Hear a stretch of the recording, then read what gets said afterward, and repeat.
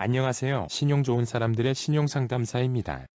신용 좋은 사람들에서 제공하는 신용 컨설팅 서비스가 정확히 어떤 것인지 궁금해 하시는 분들이 많이 계십니다. 그렇기 때문에 앞서 컨설팅을 이용하신 분들의 컨설팅 내용을 간단히 설명드리도록 하겠습니다. 본인과 비슷한 상황에서 어떻게 컨설팅이 진행되어 가는지 참고하시면 좋겠습니다. 이번 영상에서는 채무 감면을 위해 집을 처분하고 개인회생을 신청한 40대 남성의 컨설팅 사례를 살펴보겠습니다. 우선 채무자의 상황을 간략히 알아보겠습니다. 채무자는 아직 연체가 된 상황은 아닙니다. 무담보 채무는 신용대출과 카드 대금의 원금이 7,500만 원이고 월 상환액이 155만 원입니다. 담보 채무는 2억 5천만 원이고 이자만 80만 원 상환하고 있습니다. 때문에 고정적으로 235만 원을 상환하고 있으며 카드 대금 200만 원까지 도래하여 연체가 임박한 상황입니다. 재산은 아파트 시세가 3억 1천만 원, 담보대출이 2억 5천만 원으로 평가액은 6천만 원입니다. 채무자 가족 관계는 본인과 배우자, 미성년 자녀 2명이 있는 4인 가구이며 과천에 거주하고 있습니다. 소득은 350만 원이며 배우자도 소득이 있습니다. 컨설팅의 상담인이 문의한 사항을 알아보겠습니다. 상담인이 가장 중요하다고 여기는 것은 채무 감면이었습니다. 그리고 이만큼 중요한 것이 주거 안정성이라고 하였습니다. 아파트를 보유하고 담보 채무가 있는 상담인은 집이 경매가 되는 상황은 피하고 싶어 하였습니다. 배우자가 소득이 있으나 계약직으로 고용이 안정적이지 못하여 월 상환 부담이 낮길 희망하였습니다. 상담인의 자녀들은 중학생, 고등학생으로 교육비 및 생계비 지출이 많아 고민이었습니다. 다행히 배우자와 자녀들도 가계의 상황을 잘 이해하고 있어 추심에 대한 부담이 적으나 그럼에도 추심의 고통도 최대한 없길 원했습니다. 별다른 제한사항이 없는 상담인은 개인회생과 모든 워크아웃을 조건에 따라 선택할 수 있었습니다. 높은 채무 감면을 희망하기에 개인회생과 개인 워크아웃을 고려하기로 하였습니다. 개인 워크아웃은 3개월 이상 연체를 해야 하지만 추심에 대한 부담이 없다고 하였기에 신속 채무조정과 프리워크아웃은 선택지에서 배제하였습니다. 주거 안정성을 보면 개인회생은 담보채권사의 경매 위험이 있습니다.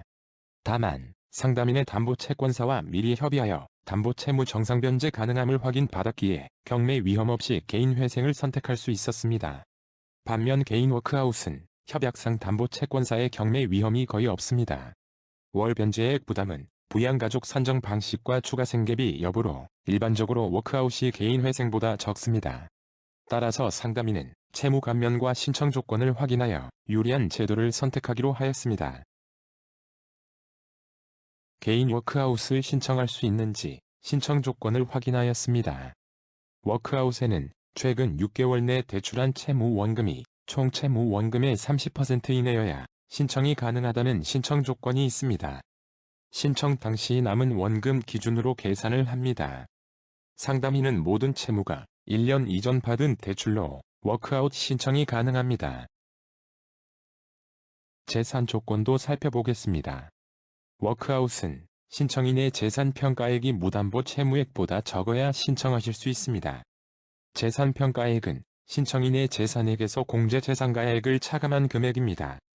공제재산가액은 신청인의 주민등록상 거주지역과 부양가족에 따라 차등되어 있습니다.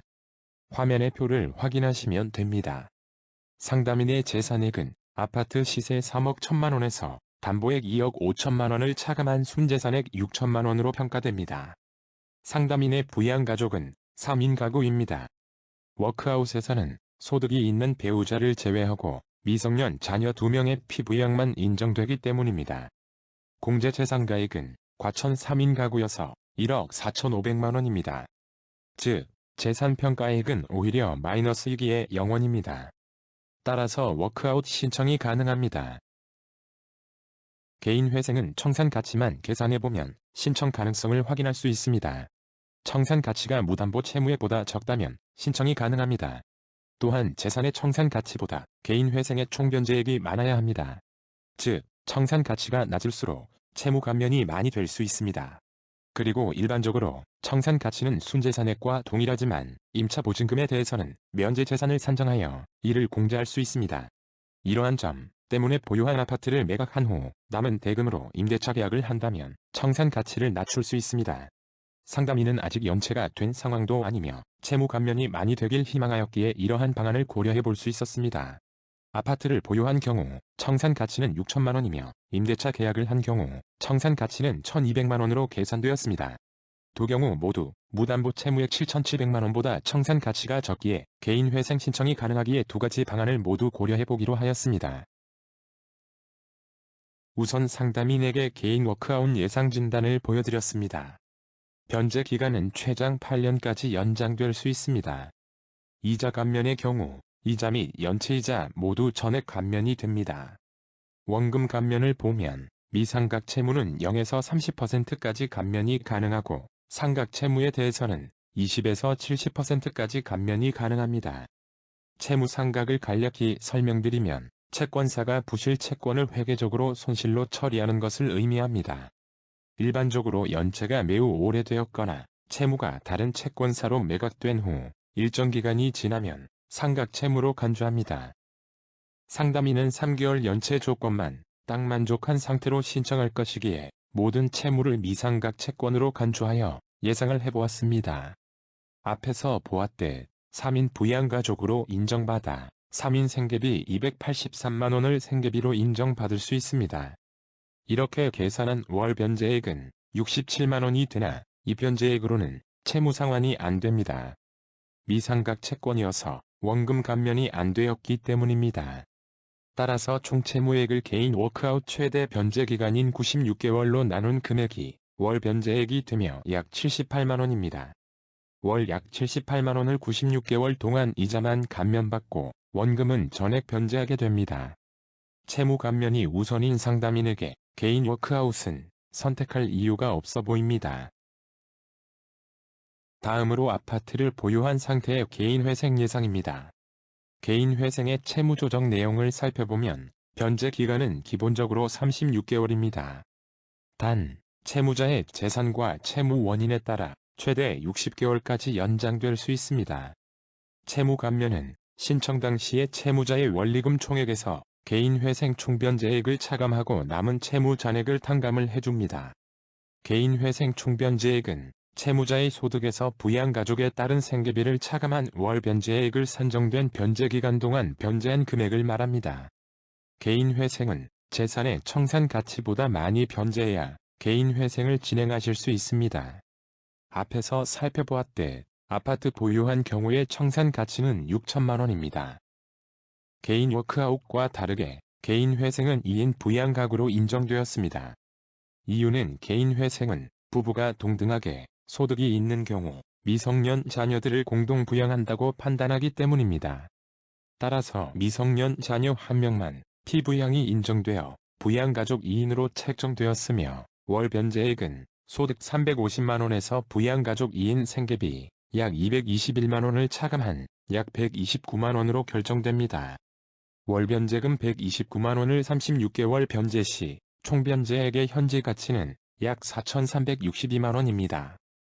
총변제액의 현재 가치가 청산가치보다 적기에 개인회생이 진행될 수 없습니다. 이러한 경우 개인회생은 최장 60개월까지 변제 기간을 연장하여 절차를 진행할 수 있도록 하고 있습니다.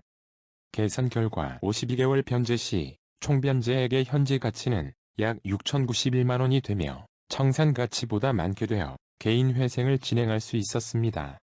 최종 변제 기간은 52개월이며 총변제액이 약 6,710만 원이고 채무 감면율은 11%입니다.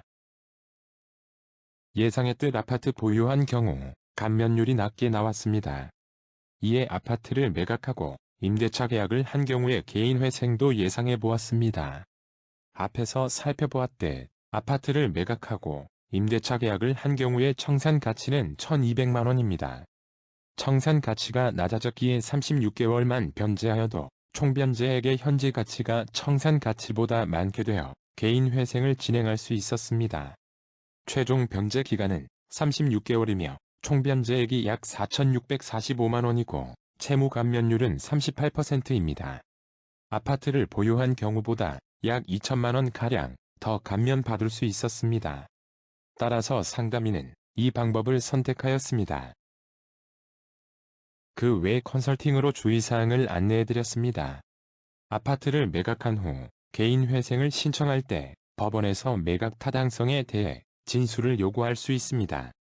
따라서 임대차 계약을 할 경우에 담보 채무 상환액보다 낮은 월세를 얻는 것이 중요합니다. 담보 상환액이 부담되어 집을 매각하고 임차 계약을 했다고 한다면 충분한 이유가 될 수 있습니다. 또한 아파트 매각하기 전까지 연체를 하지 않아야 합니다. 연체 시 부동산 가압류가 될 수 있으며 이러면 아파트를 매각할 수 없습니다. 마지막으로 불필요한 의심을 피하기 위해 가족에게 매각하는 것은 피하는 것이 좋습니다. 채무 감면을 위해 집을 처분한 30대 남성의 개인회생 신청 컨설팅 사례를 살펴보았습니다.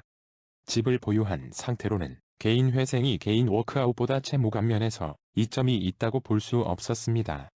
왜냐하면 개인회생은 혼자 진행하기 어렵기에 대리인을 선임이 필수인데 이 비용이 평균 250만 원가량 되기 때문입니다. 그렇기에 집을 처분하고 임대차 계약을 하여 청산 가치를 낮추는 방안을 고려해 보았고 이를 선택하였습니다.